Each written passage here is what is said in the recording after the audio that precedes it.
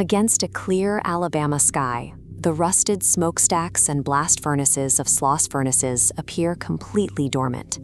Today, it is preserved as a quiet historic landmark and public museum, but the tranquility is deceptive. Deep within the archives of the Birmingham Police Department, over 100 official records document suspected paranormal activity on these grounds. These reports range from the sound of phantom whistles blowing in the dark to documented violent physical assaults on night watchmen. On the eve of the plant's closure in 1971, a guard named Samuel Blumenthal was making his final rounds.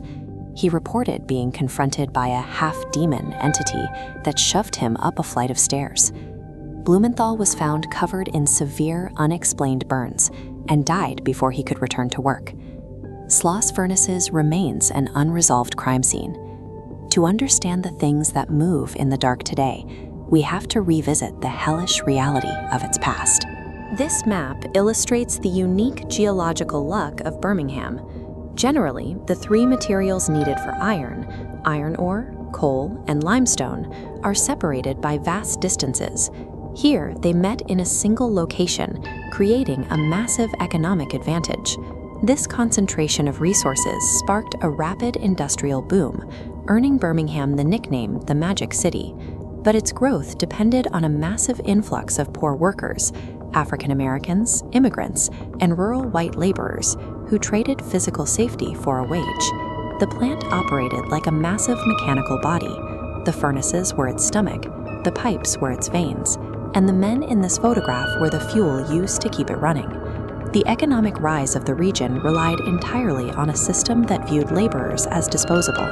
Life on the furnace floor was a brutal exercise in survival. Workers endured the extreme Alabama heat alongside vats of molten metal hot enough to dissolve bone. Protective gear was non-existent, and the air was constantly thick with toxic smoke and deafening noise. Fatalities were gruesome. A laborer was snagged by a large rotating tumbler and crushed over several rotations.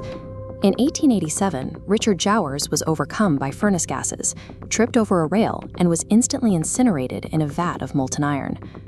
The human embodiment of this cruelty was a foreman named James Slag Wormwood. He was an abusive overseer who forced crews into lethal conditions to maintain his production quotas.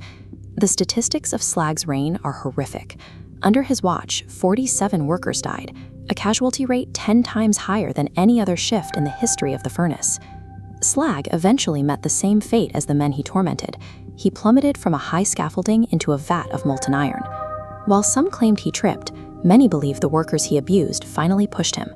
Slag's death brought no relief to the site. Instead, decades of physical trauma and hatred seemed to fuse into the very iron of the facility.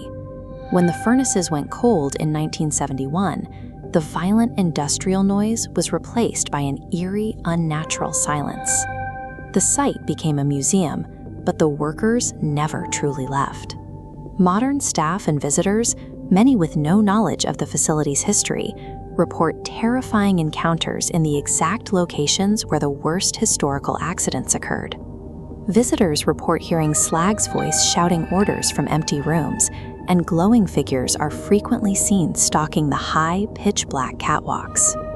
The sense of dread is so pervasive that museum coordinators like Sean Barnes and Dr. Richard Neely refuse to close the facility alone at night, citing a palpable shift in the energy once the sun goes down.